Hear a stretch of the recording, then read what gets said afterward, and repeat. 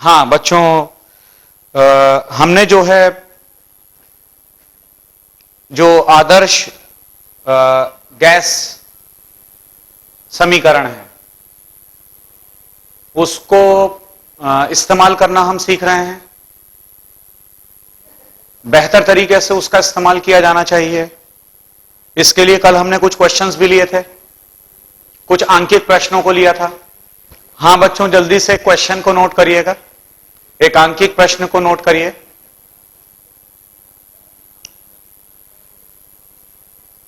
एक पात्र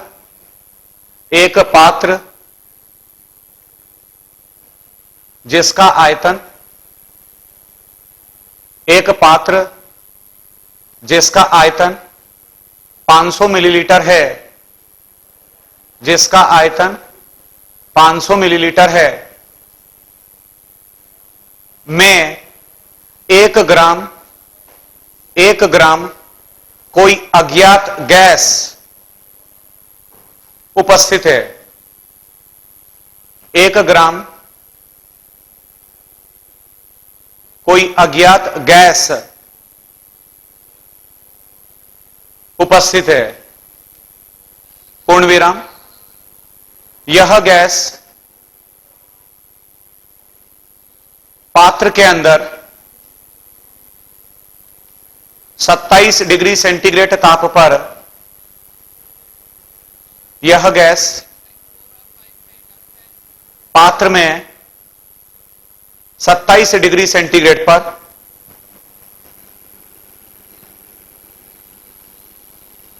750 टॉर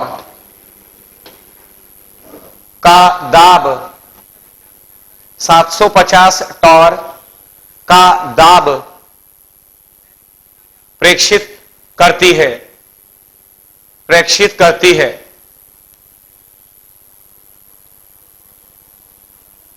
यदि अज्ञात गैस का मोलर द्रव्यमान 100/x ग्राम प्रतिमोल है,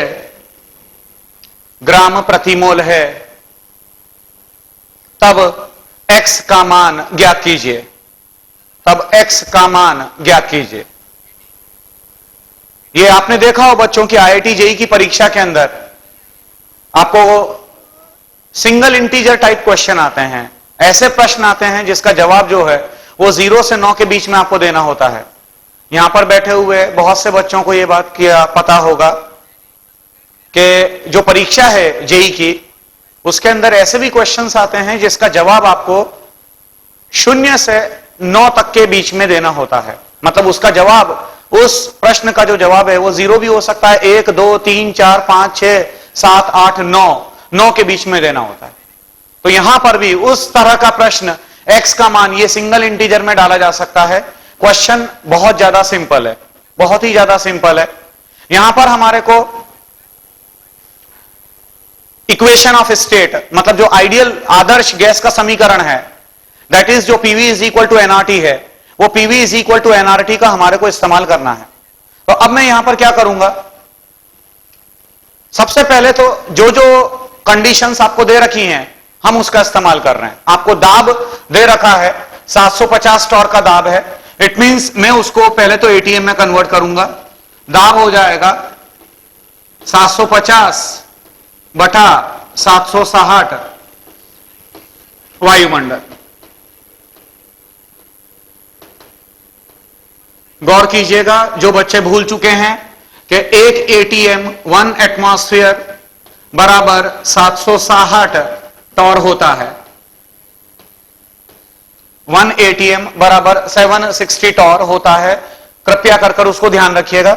यह दाब है, ताप आपको दे रखा है, ताप का मान आपको 27 डिग्री सेंटीग्रेड अर्थात 300 केल्विन आपको दे रखा है।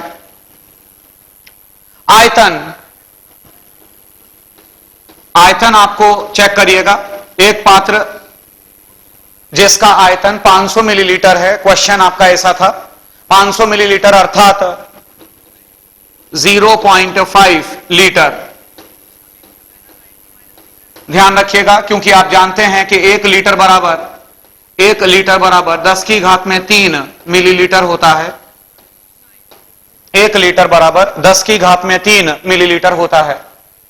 तो सबसे पहले हमने क्या किया, आयतन बराबर 0.5 लीटर, और द्रव्यमान जो गैस है, उस गैस का आपको द्रव्यमान दे रखा है। उस गैस का द्रव्यमान 1 ग्राम है। एक पात्र जिसका आयतन 500 मिलीलीटर है, उसमें 1 ग्राम भार की कोई अज्ञात गैस मौजूद है। इसका मतलब यह हुआ कि द्रव्यमान उस गैस का 1 ग्राम आपको दे रखा है। अब मैं समीकरण का इस्तेमाल करूंगा। मेरे पास है PV is equal to N into R into T, और आप इसको ऐसे भी लिख सकते हैं, PV is equal to W बटा M, दिया हुआ भार बटा अणु भार। ये मोलों की संख्या होती है। सारे बच्चे फिर से सुनिएगा, दिए हुए मोलों की संख्या बराबर अणु भार बटा दिया हुआ भार बटा अणु भार। ये प्लीज ध्यान में रखिएगा। तो अब यहां पर दाब आपको दे रखा है 75 बटा 76, 75 अपॉन 76 ATM, गुणित आयतन दे रखा है 0.5 लीटर, इज इक्वल टू, प्रश्न के अंदर जो भार है वो 1 ग्राम है। प्रश्न के अंदर जो हमारी गैस है, उस गैस का भार 1 ग्राम है। इट मींस यहां पर मैंने 1 लिख दिया, अपॉन मोलर मास। ये मोलर मास हमारे को प्रिडिक्ट करना है। मोलर मास आपको दे रखा है 100 बटा x ग्राम प्रति मोल। यहां पर आपको x का मान ज्ञात करना है। गौर से चेक करिएगा, जो आपने दाब लिया है वो दाब वायुमंडल की इकाई में है, जो आयतन है वो लीटर की इकाई में है। फिर से बता दूं, 1 लीटर बराबर 1 डेसीमीटर क्यूब होता है। मेरे साथ दोहराते रहिए, चीजों को दोहराते रहिए, आपके लिए बहुत बहुत अच्छा होगा। तो जो दाब है वो वायुमंडल के अंदर है, आयतन लीटर के अंदर है, मतलब एटमॉस्फेयर लीटर के अंदर हम बात कर रहे हैं, वायुमंडल लीटर की इकाई में बात कर रहे हैं। इसका मतलब जो मैं R लूंगा वो R भी मुझे एटमॉस्फेयर लीटर में लेना पड़ेगा। इट मींस ये हो जाएगा 0.0821। ताप आपको दे रखा था 300, ये मैंने 300 लिया।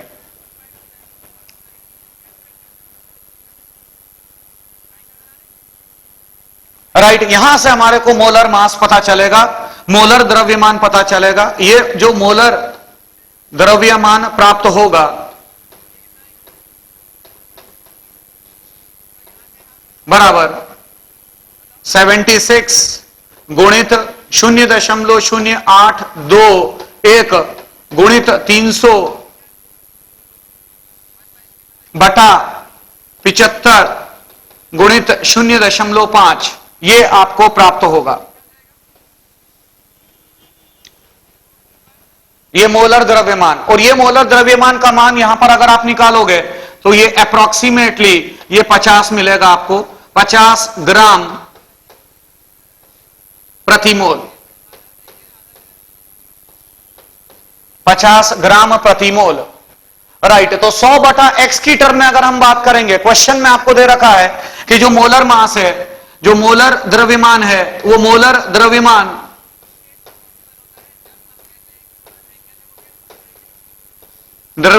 बराबर 100 बटा x है। अर्थात मैं बोलूंगा 100 upon x is equal to 50। इसका मतलब x का जो मान आ जाएगा वो अप्रोक्सीमेटली 2 आ जाएगा। राइट, जो आपका उत्तर आ जाएगा, जो x का मान आपको प्राप्त होगा, that value of x it is equal to 2। मेरे हिसाब से हर बच्चे को एकदम क्लियर हो गया होगा। राइट, यहां पर पूरी जो पद हैं, सारे पद लिखे हुए हैं आपके सामने, सारी स्टेप्स लिखी हुई है। राइट, और सबसे बड़ी बात क्या है, ये क्वेश्चन की सबसे बड़ी बात क्या है, इस क्वेश्चन की सबसे बड़ी बात यह है कि हमारे को इकाई जगह जगह पर परिवर्तित करनी पड़ी। आप चेक करिए, आपने दाब की इकाई में परिवर्तन किया, आपने आयतन की इकाई में परिवर्तन किया, राइट। मतलब कई जगह पर आपको चेंजेस, आयतन में आपने परिवर्तन किया, दाब में आपने परिवर्तन किया, राइट। तो इसीलिए बच्चों इकाई का बहुत ज्यादा इंपॉर्टेंस है, उसको प्लीज आप ध्यान में रखिएगा, राइट। मैं अगले क्वेश्चन के ऊपर आ रहा हूं, ये एकदम क्लियर हो गया होगा, सारे बच्चे नोट करिएगा।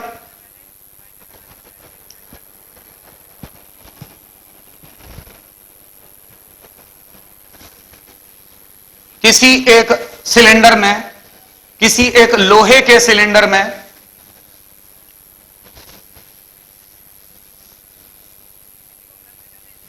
किसी एक लोहे के सिलेंडर में 300 केल्विन पर 300 केल्विन पर हीलियम गैस, 300 केल्विन पर हीलियम गैस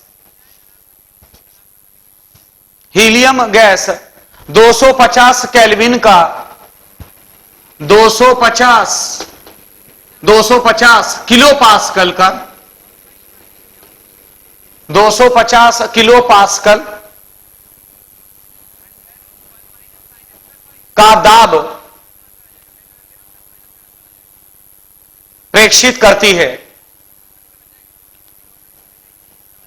किसी एक लोहे के सिलेंडर में 300 केल्विन पर हीलियम गैस 250 किलो पास्कल का दाब प्रेक्षित करती है।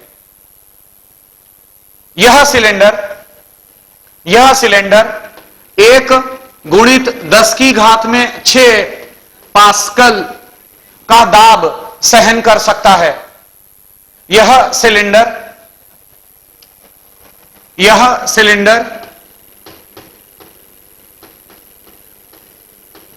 1 गुणित 10 की घात में 6 पास्कल का दाब सहन कर सकता है। यदि कमरे में आग लग जाती है, यदि कमरे में आग लग जाती है, तब सिलेंडर पहले फटेगा अथवा गलेगा, पहले फटेगा अथवा गलेगा। ज्ञात कीजिए सिलेंडर का गलनांक आपको दे रखा है 1800 केल्विन। सिलेंडर का गलनांक, क्योंकि लोहे का सिलेंडर है और लोहा तकरीबन 1800 केल्विन के आसपास पिघलता है, तो यहां पर आपको दे रखा है कि 1800 केल्विन पर लोहा पिघलता है। क्वेश्चन समझिएगा, फिर से मैं एक बार बता दूं आपको कि कोई एक कमरा है और उस कमरे के अंदर सिलेंडर पड़ा हुआ है। यह सिलेंडर पड़ा हुआ है और ये जो सिलेंडर है, इस सिलेंडर के अंदर हीलियम गैस मौजूद है। ये जो सिलेंडर पड़ा हुआ है, इस सिलेंडर के अंदर हीलियम गैस प्रेजेंट है। 300 केल्विन ताप के ऊपर तथा 250 किलो पास्कल का प्रेशर दाब एक्सर्ट करती है, प्रेक्षित कर रही है सिलेंडर के अंदर। अब होता क्या है कि अचानक यहां आग लग जाती है, और आग लग जाती है और आपको यह भी दे रखा है कि जो सिलेंडर है, वो सिलेंडर 1 गुणित 10 की घात में 6 पास्कल का दाब बर्दाश्त कर सकता है, सहन कर सकता है। उसके बाद अगर हीलियम गैस का अंदर का जो दाब है, सिलेंडर के अंदर का दाब अगर बढ़ जाएगा, इससे ज्यादा बढ़ जाएगा, तो वो फट जाएगा। तो अब आपसे यह पूछा जा रहा है कि जो सिलेंडर है, वो सिलेंडर पहले फटेगा, मतलब फटेगा पहले या फिर गलेगा, मतलब क्या है यह आपको बताना है। तो अब सबसे पहले हम क्या करेंगे, समझिएगा मेरी बात को। हमारे पास व्यवस्था का समीकरण है, व्यवस्था समीकरण जिसे आप कहते हैं, इक्वेशन ऑफ स्टेट। सारे बच्चे ध्यान में रखिएगा कि पीवी इज इक्वल टू जो एनआरटी होती है, जिसको कि आप आइडियल गैस इक्वेशन कहते हैं, PV is equal to NRT, जिसको आइडियल गैस इक्वेशन कहा जाता है, राइट। इसको व्यवस्था समीकरण भी कहते हैं, क्यों? व्यवस्था समीकरण, that is PV is equal to NRT जो है आइडियल गैस इक्वेशन जो अभी तक हम बोल रहे थे, यह व्यवस्था समीकरण भी कहा जाता है, इक्वेशन ऑफ स्टेट। इसको इंग्लिश में हम लोग बोलते हैं it is the equation of state. Equation of state क्यों? क्योंकि आप इससे व्यवस्था समीकरण, इक्वेशन ऑफ स्टेट क्यों बोलते हैं? इक्वेशन ऑफ स्टेट आप इसलिए बोल रहे हो क्योंकि आप किसी गैस की स्टेट, उसकी व्यवस्था, उसकी अवस्था को पता कर सकते हो। इक्वेशन ऑफ स्टेट मतलब जो अवस्था का समीकरण है, राइट। चेक करिएगा, मैं अवस्था बोलना चाह रहा हूं, राइट। जो इक्वेशन ऑफ स्टेट है उससे आप किसी गैस की अवस्था को पता कर सकते हो, राइट। मतलब उसकी स्टेट को पता कर सकते हो। स्टेट मतलब आप सोच रहे हैं कि स्टेट का क्या मतलब है, व्हाट दिस मीन।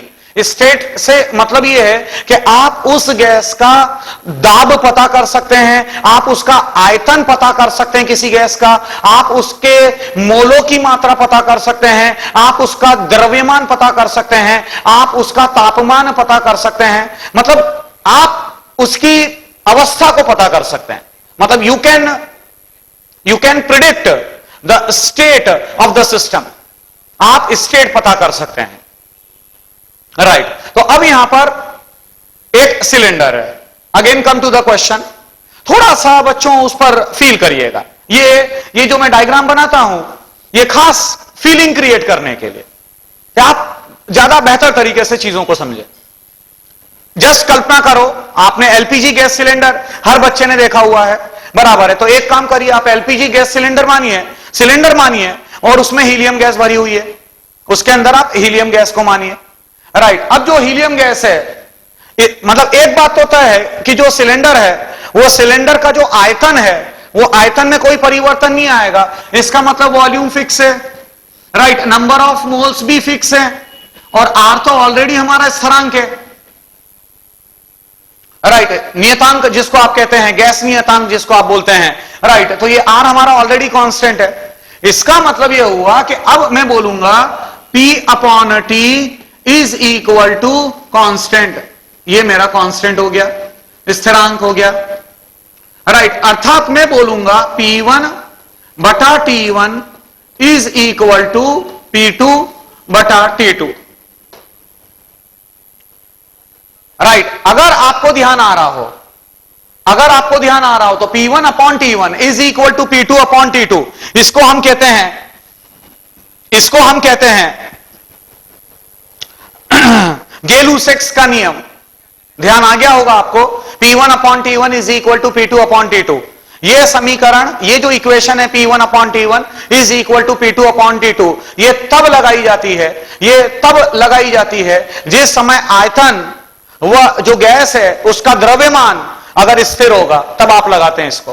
तो अब यहां पर जो इनिशियल प्रेशर है, मैं क्या पता करना चाह रहा हूं, क्वेश्चन आपसे यह पूछा गया है कि सिलेंडर पहले फटेगा या पहले गलेगा, गल जाएगा पहले या फटेगा पहले, यह आपको बताना है। एक्सप्लोड पहले करेगा, राइट। तो अब यहां पर हम क्या करेंगे, P1 इनिशियल जो प्रेशर दे रखा है आपको, राइट। वो जो सिलेंडर है उसमें जो हीलियम गैस है उसका जो दाब है वो 250 किलो पास्कल है। इट मींस मैं बोलूंगा 250 गुणित 10 की घात में 3 पास्कल।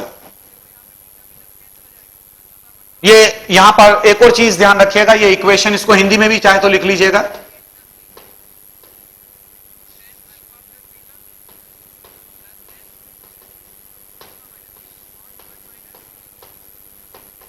वैसे आप लोगों को पता भी होगा,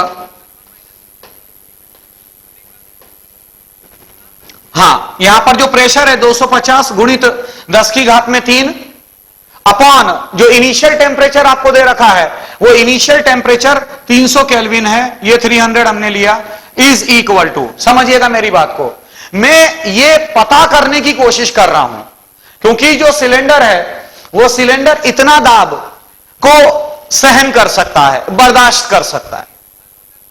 जो सिलेंडर है वो 10 की घात में 6 पास्कल के दाब को बर्दाश्त कर सकता है। तो अभी मैं क्या पता करना चाह रहा हूं, अभी मैं यह पता करना चाह रहा हूं कि जिस समय इतना दाब होगा तो उस समय तापमान कितना चाहिए। अगर आप दाब इतना करना चाहते हो, दाब इतना करना चाहते हो तो उसके लिए कितने तापमान की आवश्यकता होगी, राइट। तो मैं यहां पर P2 पर पुट करूंगा 1 गुणित 10 की घात में 6 बटा T2। इट मीन्स मैं बोलूंगा T2 इज इक्वल टू, यहां ये कैंसल आउट हो जाएगा, right, 5 and it is 6, right. यहां पर ये 3 हट जाएगा, मतलब ये कैंसल आउट हो जाएगा, यहां पर 3 आ जाएगा। It means T2 is equal to 6 into 10⁻³ बटे में 5, राइट। ये आपको T2 मिलेगा। और बहुत ही सिंपल सी बात है बच्चों कि ये आपको केल्विन में प्राप्त होगा। This is in kelvin, right. इसको अगर आप सॉल्व करेंगे तो ये आ जाएगा 1200 केल्विन। ये हमारा T2 का मान आ चुका है। T2 is equal to 1200 kelvin. T2 is equal to 1200 kelvin. अर्थात जिस समय दाब इतना होगा, मतलब मैक्सिमम दाब होगा, जो मैक्सिमम दाब है, वो मैक्सिमम दाब 10 की घात में 6 है। तो जिस समय यह दाब आएगा, राइट, उस वक्त तापमान कितना होगा, 1200 केल्विन। तो 1200 केल्विन जैसे ही पहुंचेगा, राइट, तो तुरंत जो सिलेंडर है वो फट जाएगा। क्यों? क्योंकि उसकी मैक्सिमम जो दाब सहने की क्षमता है वो 10 की घात में 6 पास्कल है। समझ गए होंगे मेरी बात को, राइट। इसीलिए यहां गलने से पहले ही सिलेंडर फट जाएगा, क्योंकि गलनांक दे रखा है। जो सिलेंडर है वो उस सिलेंडर का जो गलनांक आपको दे रखा है वो गलनांक है 1800 केल्विन। इसका मतलब यह हुआ कि 1200 केल्विन पर ही वो सिलेंडर फट जाएगा, राइट, वो गलेगा नहीं। इट मींस इसका जवाब होगा कि सिलेंडर पहले फटेगा, राइट।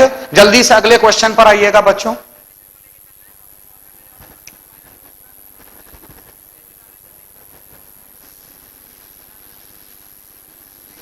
हाइड्रोजन गैस,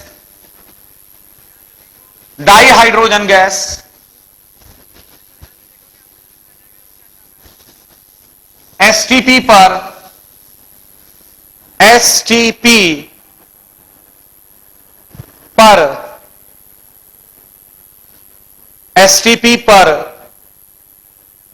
यदि 20 लीटर आयतन घेरती है, 20 लीटर आयतन घेरती है, तब 27 डिग्री सेंटीग्रेड, तब 27 डिग्री सेंटीग्रेड व 2 ATM पर, वह 2 वायुमंडल पर उसका आयतन ज्ञात कीजिए। 27 डिग्री सेंटीग्रेड व 2 ATM पर उसका आयतन ज्ञात कीजिए। यहां पर बच्चों क्या करना है, फिर से एक बार चेक कर लीजिएगा कि आपको दे रखा है कि एसटीपी पर डाई हाइड्रोजन गैस, प्रश्न था कि डाई हाइड्रोजन गैस एसटीपी की अवस्था पर, मानक ताप व दाब की अवस्था पर, मानक ताप व दाब की अवस्था पर 20 लीटर का आयतन ऑक्यूपाई कर रही है, घेरती है। आपसे पूछा जा रहा है कि 27 डिग्री सेंटीग्रेड व 2 ATM पर, 2 वायुमंडल पर उसका आयतन ज्ञात कीजिए। वो कितना आयतन ऑक्यूपाई करेगी, कितना वॉल्यूम ऑक्यूपाई करेगी, 2 ATM पर आप ज्ञात कीजिए। अब यहां पर देखिएगा, सबसे पहली बात तो यह है कि ये जो क्वेश्चन है, ऐसा हम पहला क्वेश्चन ले रहे हैं, ऐसा हम पहला क्वेश्चन ले रहे हैं जिसके अंदर 3 चर हैं, 3 वेरिएबल्स हैं। वो 3 वेरिएबल्स कौन कौन से हैं? वो 3 वेरिएबल है दाब, आयतन व ताप, pressure, volume and temperature. These are the 3 variables. यहां पर ये जो क्वेश्चन आपको दे रखा है, इसमें पहली बार हम एक समीकरण का इस्तेमाल कर रहे हैं जिसको कि आप लोग बोलते हैं संयुक्त गैस नियम। संयुक्त गैस नियम जिसको कहा जाता है, राइट, कंबाइंड गैस इक्वेशन। संयुक्त गैस नियम का हम बच्चों इस्तेमाल करने जा रहे हैं। दैट इज, संयुक्त गैस नियम कहता है P1 V1 बटा T1 is equal to P2 V2 बटा T2।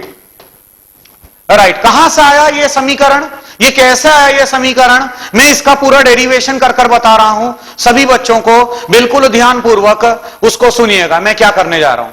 मान लीजिए कि मेरे पास कोई आदर्श गैस है और आदर्श गैस का जो इनिशियल आरंभिक दाब,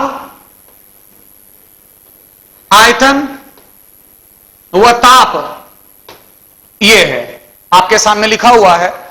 जो आदर्श गैस है, उस आदर्श, एक छोटा सा डेरिवेशन आपको बता रहा हूं, राइट, कि हमारे पास कोई आदर्श गैस है और वो जो आदर्श गैस है उसका जो इनिशियल प्रेशर है वो P1 है, इनिशियल वॉल्यूम V1 है और इनिशियल टेम्परेचर T1 है।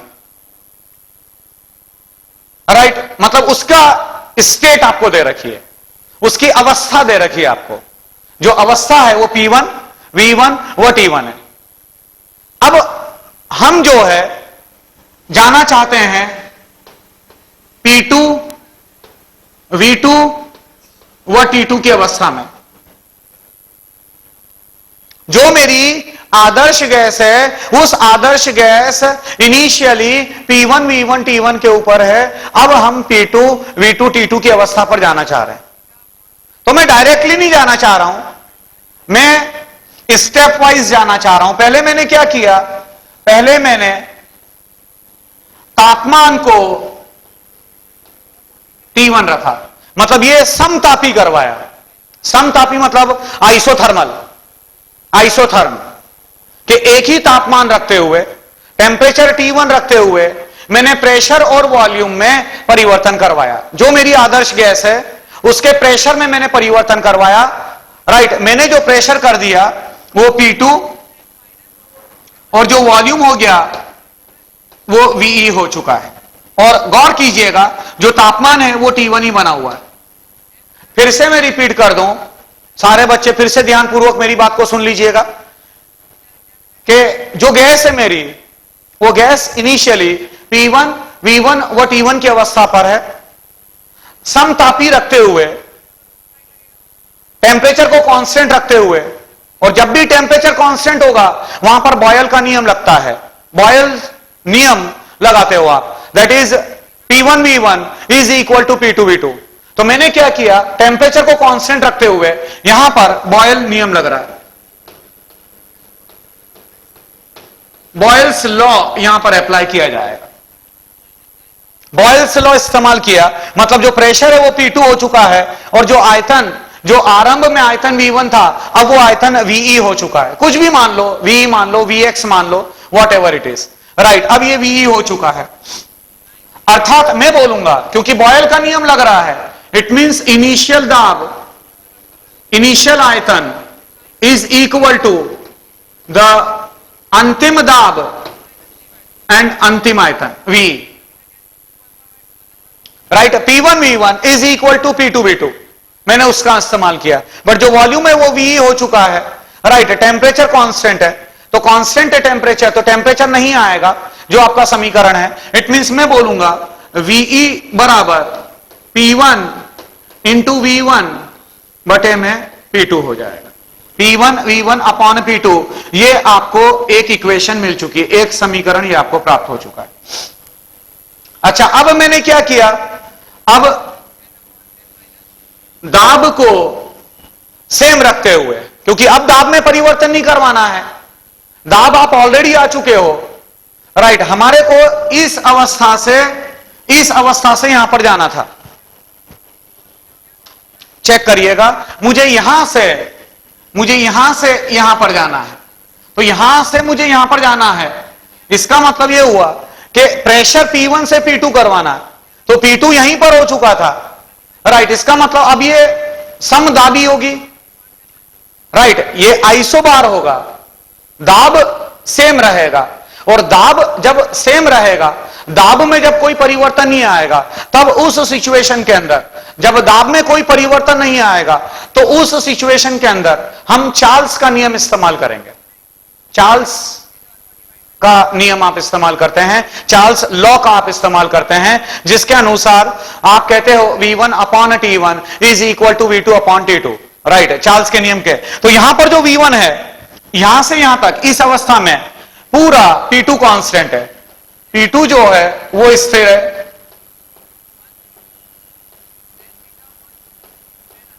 P2 स्थिर है यहां पर, राइट। तो दाब कांस्टेंट है, मतलब ये आइसोबैरिक हो गया, समदाबी हो गया, राइट। इसका मतलब चार्ल्स का नियम में लगाऊंगा, V1 upon T1 is equal to V2 upon T2, अर्थात ये हो जाएगा VE upon T1 is equal to V2 upon T2, अर्थात मैं बोलूंगा VE is equal to V2 into T1 upon T2। ये हमारे को ये दूसरी इक्वेशन प्राप्त हो चुकी है। This is my second equation, right. गौर से चेक करिए, ये मेरी फर्स्ट इक्वेशन थी, ये मेरी सेकंड इक्वेशन है, राइट। मैं क्या करूंगा, इन दोनों इक्वेशनों को बराबर करूंगा। इट मींस ये हो जाएगा P1 V1 upon P2 is equal to T1 into V2 upon T2। It means इसमें ही थोड़ा सा अगर आप रीअरेंजमेंट करेंगे, थोड़ा सा अगर आप रीअरेंजमेंट करोगे, तो हमारे को प्राप्त हो जाएगा P1 V1 upon T1 is equal to P2 into V2 upon T2। ये आपकी इक्वेशन आ चुकी है। ये मैंने आपको डेरिवेशन बताया कि कहां से ये इक्वेशन आपको प्राप्त हो रही है, P1 V1 upon T1 is equal to P2 V2 upon T2, right, जिसको आप लोग कहते हैं कंबाइंड गैस इक्वेशन। हिंदी में यहां पर लिखा हुआ है संयुक्त गैस नियम, right. It is called as combined gas equation.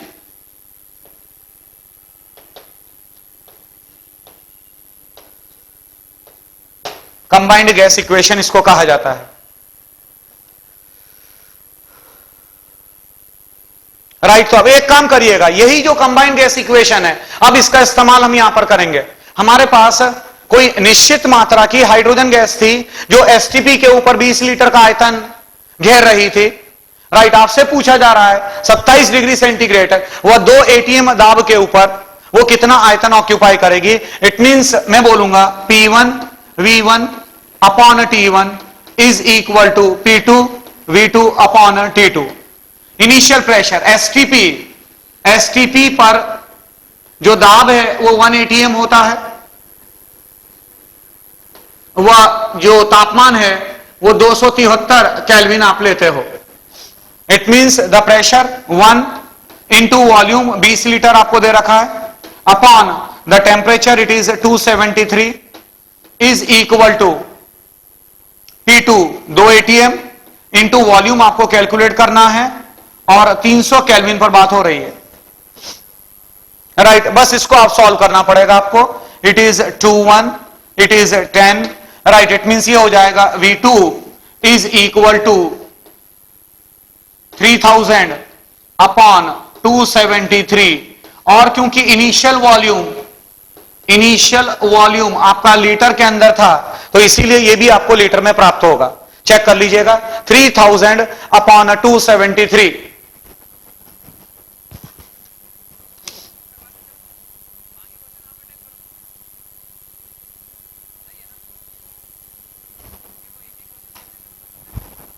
That is approximately जो है वो 11 लीटर आपको मिलेगा। 10.98 मतलब हम बोलेंगे यहां पर approximately it is 11 litre, 11 litre आपको प्राप्त हो जाएगा।